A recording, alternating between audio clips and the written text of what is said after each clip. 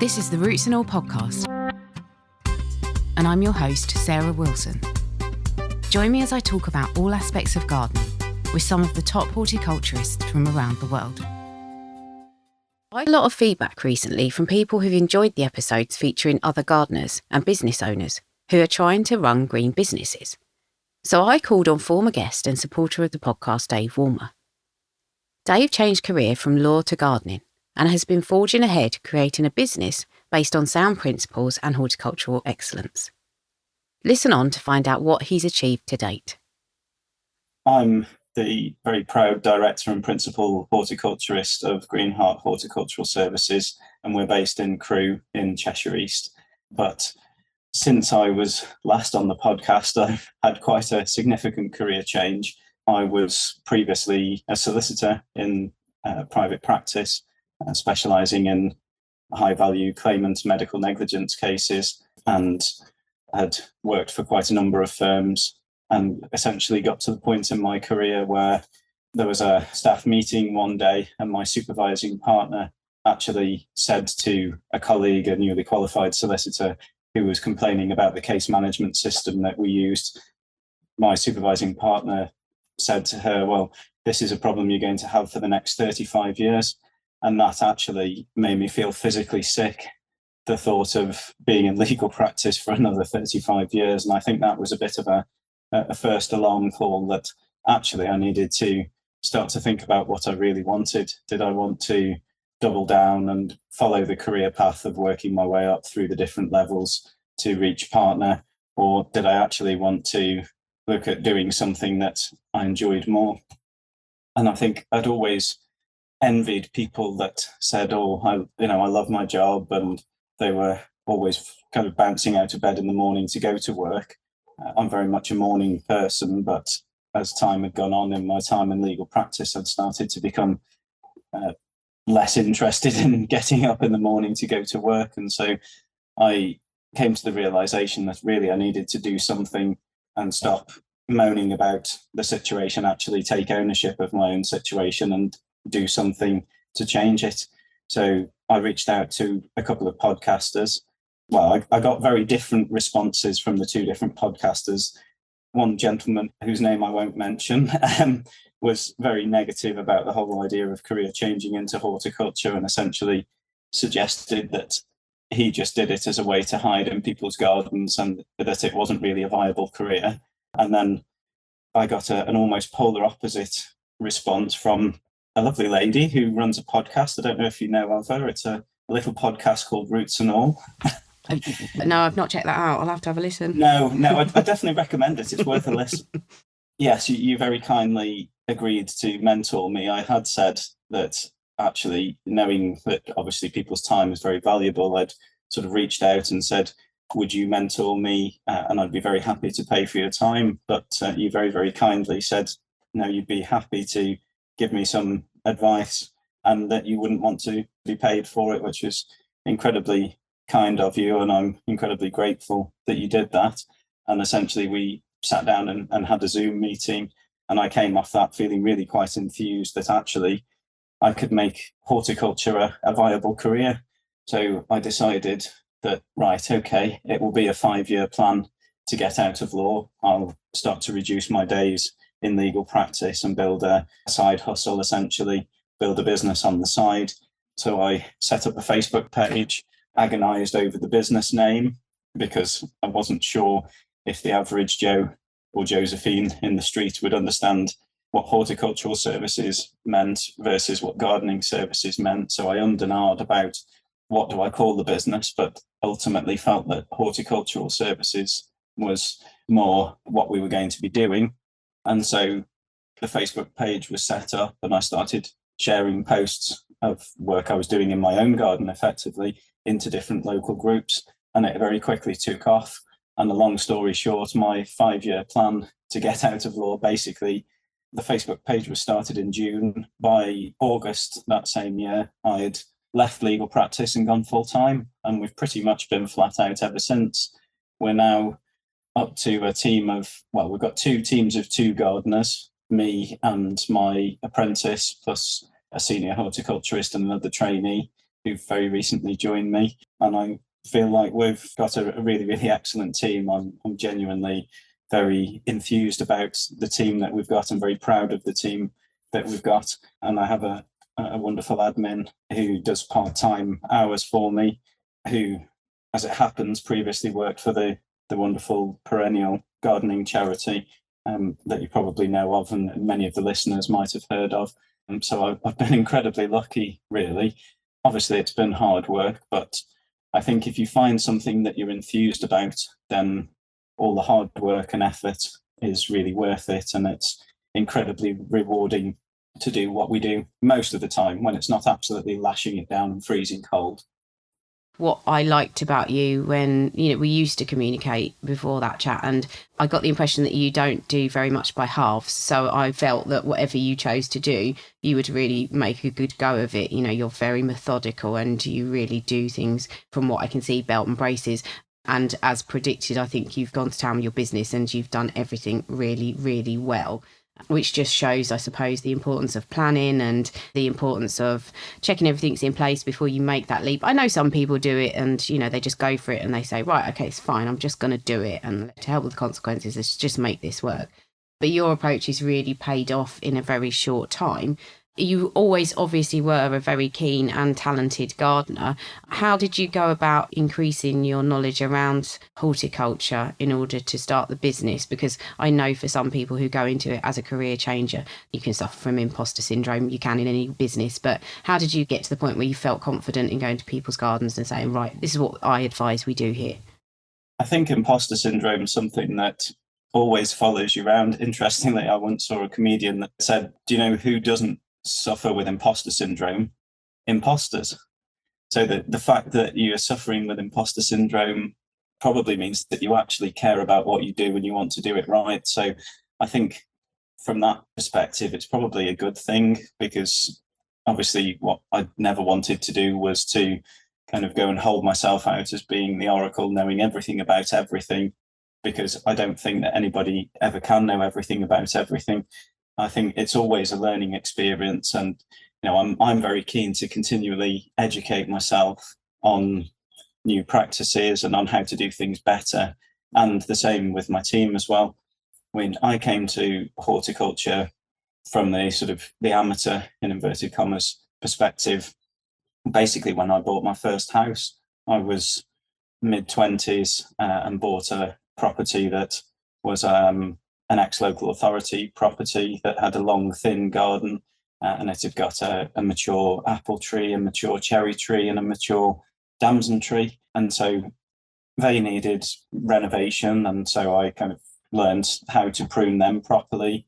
And then I started to learn a bit more about the plants that would suit the garden, and started to create borders and started to do some planting and understand things from that perspective, and became a bit of a Latin plant geek, not from a arrogant sense, but just because I always say to my staff, it's beneficial to know the botanical Latin, because there's only one botanical Latin name for any single plant. Obviously, taxonomists and their tinkering aside, there's only ever one name. So I kind of got into that sort of thing, and then I found that oddly that seemed to just resonate with me more than legal case names and precedent.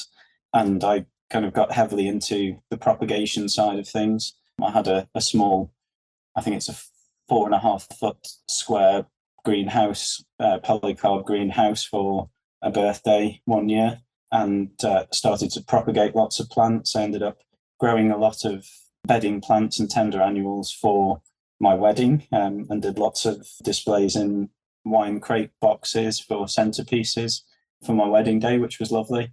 Sadly, most of those plants got taken home by the wedding guests because they liked them so much, but that was good fun and hard work for a few months running up to that. The more I did, the more I wanted to learn. And the more I learned, the more I was kind of enthused about the whole how plants work, the soil science side of things. There's just so much that's infinitely fascinating, how things work together and how plants work together. And it just became a bit of almost an obsession. I think you were right when you said I don't really do things by halves. I'm one of those people that I either want to be able to do something to a professional standard, or I don't want to do it at all, which can be a blessing and a curse because it pushes me to work incredibly hard to do things well. But it also means that I get very frustrated if I can't do something brilliantly straight away, which is not really how things work in life. No, I do get that. I sometimes try something and think, oh, well, no, I've not mastered that in half an hour, so I'm moving on. So you mentioned as well recruitment, and you have expanded your business in terms of staff members very quickly, and that's to be admired, I think. I think that's a very tough process for a lot of people. I think you've also introduced an apprenticeship scheme. Can you tell me about that? Yeah, so the apprentice came from basically having a lovely lad, Callum, on work experience with me. So back in probably early spring, I would think 2023, I noticed a post in a local Facebook group from what turned out to be a local organisation called Safe Opportunities. And they're a really brilliant organisation. What they do is provide work experience opportunities for students who are either disabled, disadvantaged. They work with lots of neurodiverse students, basically as a go-between between local schools and also local employers. So they were sort of reaching out to try and find, I think at that point, builders, but I actually commented and said, if you're looking for anybody to place with a gardener, then I'd be quite interested in having someone on work experience. And I spoke to them and we had everything lined up for one particular student to join me. And then at the last minute, I was told actually that student's not engaging with school. So we've decided that it's not the right time for him to have a placement, which was a bit disappointing because the insurance cost of employers' liability insurance, as anybody will know that has a business or has ever needed employers' liability insurance, it was significantly more expensive to add employers' liability insurance, which is required when you have somebody working with you, than just my own public liability insurance. So that was quite a significant cost. And it sort of initially fell a bit flat. And then a few months later, I was contacted again by Safe Opportunities, and they told me of a lad that they thought would be good for a placement. And I went along to their offices and met Callum. And he, in a half an hour meeting with him, he maybe said 2 or 3 words to me. And I thought, well, I'll give him a go. I don't know his background. And there was very little information that was passed over because Safe Opportunities don't see individuals' education, healthcare plan, EHCP. They just know enough to be able to place someone. So Callum started with me and did really well on his first day. And so he was doing a full day a week with me initially, very quickly went up to 3 days a week. And after a few months, it was quite obvious that I needed to have somebody with me full time. I was bad for taking on jobs that really needed 2 people and then just working myself half to death to get the job done for the client. So it was obvious I needed to take someone on. And my wife said, well, you'll struggle to find somebody that will work as hard as Callum, so why not offer him an apprenticeship? And I thought that was actually probably a brilliant idea because he was very keen to learn as more of a hands-on learner and was doing very, very well on his placement. So I basically had a meeting with him and his parents and Safe Opportunities and said, right, I want to offer him an apprenticeship as soon as he finishes school. So he's actually just started his paid employment with me in the last couple of weeks and is now about to start his apprenticeship at Rees Heath College, which is our local land-based college. And it's quite exciting to see that he's basically worked from a point where he was completely disengaged with school because of his neurodiversity. He's worked to a point where he will speak to clients that we go to regularly. He will pull my leg about leaving tools behind because I'm terrible for leaving tools at jobs. And he's doing a really good job. Obviously, now he's got to take that step up into paid employment, which is a bit different. But I've no doubt that continuing to guide him in the right direction, he'll be able to do that. That's brilliant. And I noticed on your email signature, you have something that says disability confident, which is not something I'd come across before. How does that work? So that's something that I was asked to join a meeting that Safe Opportunities were hosting. They have, I think, quarterly meetings called their Vulnerable Learners Meeting. I was asked to join that and just talk a little bit about my work with Callum and how that had gone. And the lady that is the head of the British Association for Supported Employment, whose name I can't immediately remember, so apologies to her, but she's a brilliant lady and very, very knowledgeable. She asked me whether I had signed up to the Disability Confident Employers Scheme, which I didn't know about at the time, but it's basically, there's stages to it. So I'm at the first stage with my company at the moment, which basically says we will give people opportunities and obviously make reasonable adjustments as you're legally required to, but we'll be open to giving people who are disabled or have any particular challenge an opportunity to prove themselves. And then there's steps up from there where you can work towards becoming a disability confident leader, which is basically having policies and procedures in place that actively support people who are disabled or have other health difficulties or learning difficulties to actually be able to work in the workforce and make a positive contribution. Because my view was always very much that everybody has something to bring to the table if you give people a chance, rather than sticking a label on somebody and saying, oh, well, you're autistic, so you're never going to be able to work. Well, give people a chance to prove what they can do. No one person can do everything, but everybody has their own skill set. Everybody has something to bring. As soon as I discovered the Disability Confidence Scheme, I thought, well, that's something I must sign up for straight away. It's completely free. And I would absolutely encourage anybody who has a company in the UK to have a look at that. Completely free to sign up. You just basically need to fill in a form and say that you're going to give people opportunities. Changing tack slightly, again, I know that you're very keen to garden in a way that's sympathetic to nature and encourages wildlife. And also, I think sustainability is a big thing for you in business as well. How have you dealt with that? Have you got any good advice for people listening who might want to make their business more sustainable and might want to make their practices more sustainable? I think for me, because sustainability was always an interest before I started the business, and sort of gardening in a sustainable way was something that was in my mind, it had to be that we brought in sustainable practices. There's some very easy decisions to make. If you're setting up in business, then if you're buying tools for your business, then there's lots of good battery tool manufacturers. Yes, they're expensive, but obviously if you buy quality, then it lasts. My view was basically making the decisions for the business, setting everything up in a way that was doing things sustainably. So any plants that we source, as much as possible, we try and source peat free. So I have a good working relationship with a couple of nurseries that grow things peat free, one that grows pesticide free as well. Basically questioning everything that we do. The vans that we've got two little Nissan ENV 200 electric vans. We use, as I say, in the battery tools, and we don't do kind of spraying, the sort of typical anything that dares to live in your garden gets sprayed to death or poisoned with something. And a lot of it's about educating clients, really. It's about explaining, actually, those aphids that you're seeing, just ignore them for a little while, and the next thing you'll see is a swarm of ladybirds, and actually they will deal with it for you. You don't need to be going out and killing everything that might be on your plants, especially if it's not going to do it any harm.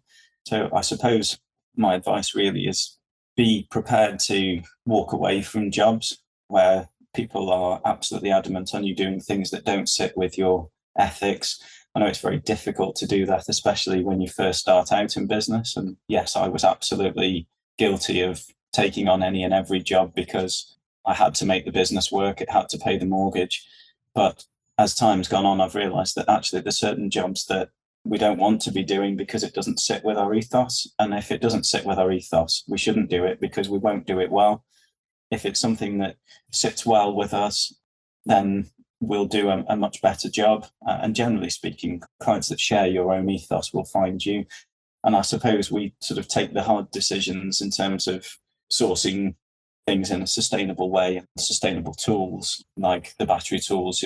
I've invested heavily in that so that clients can then make an easy decision of, actually, I want to be more sustainable. Well, I'll just use Green Heart versus this other company that will come in and use petrol everything, cut everything to the ground and decimate it with pesticides and herbicides.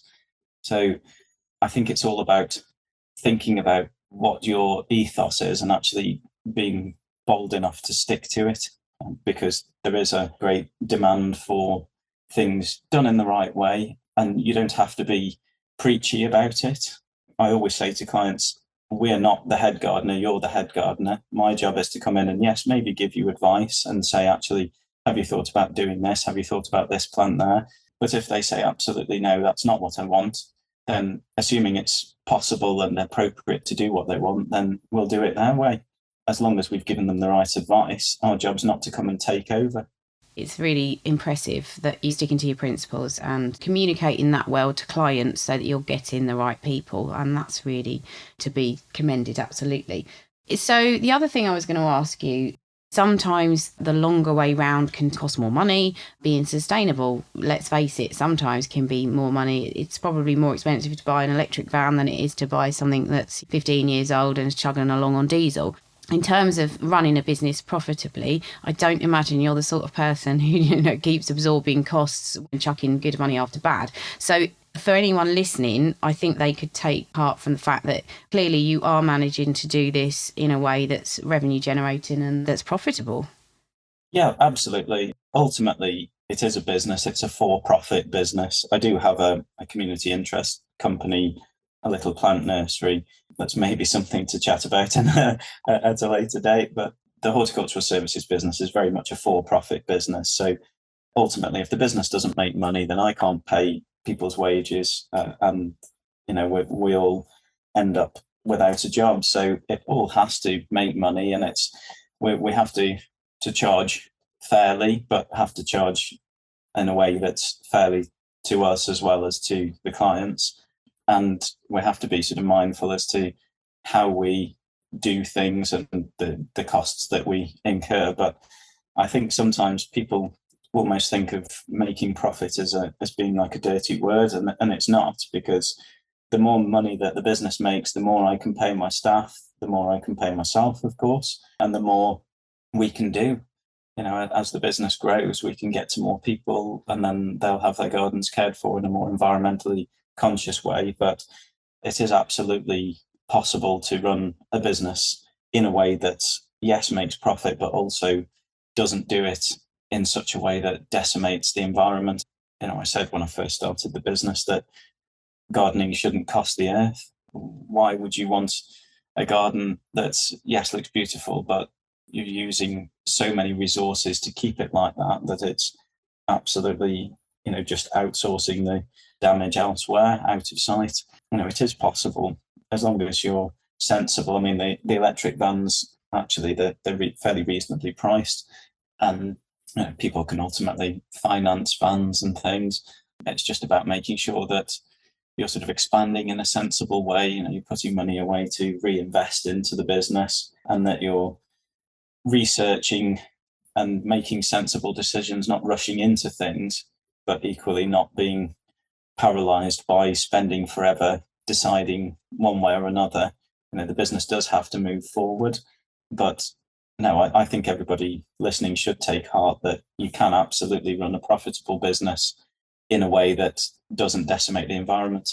Interestingly, I did look into joining the B Corp movement, but I found that actually, unless you are turning over quite a significant sum, for businesses that turn over less than, I don't know if it was 100,000 or 150,000, the annual cost was something like £5,000, which was absolutely extortionate in my view.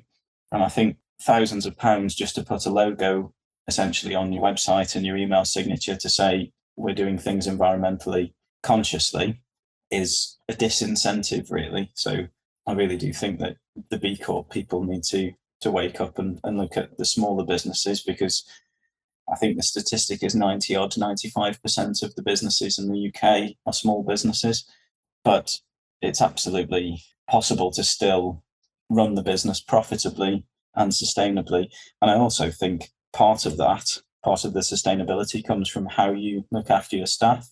Interestingly, when I recently recruited the 2 new gardeners that have joined, we all have the title horticulturist because We're not mow and go gardeners, as I would call them. At the same time, I was recruiting. Another large local company were recruiting. They were offering to pay somebody with 2 years experience. Their pay offer was literally minimum wage, which absolutely infuriates me. Whereas my senior horticulturist is paid significantly above that. In fact, my trainee is paid above that, and my apprentice is paid above the minimum apprenticeship wage, because I want people to actually bring their A game to work, to care about what they do, and to do the job well for their customers. Ultimately, if we do the job well, then it speaks for itself. And we have a number of loyal clients now, which takes time to build up. But if you do the job well and care about what you do, then largely the rest looks after itself. I don't think it's an oversimplification to say that. Thank you very much to Dave for all the good work he does, and for chatting to me for this episode. Thanks to you as well for listening. If you like this interview, I recommend checking out episode 297, Soil and Soul with Ella Malt, and episode 224, Making Gardening Accessible with Mark Lane.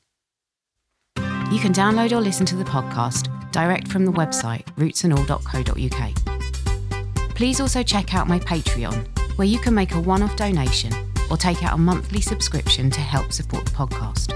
Because if you enjoy the show, please help it continue. I also have a GoFundMe where you can make a one-off donation. Even a one-off donation of £1 helps, and I'll be really grateful for your support. So please go to Patreon or GoFundMe and search for Roots and All Podcast.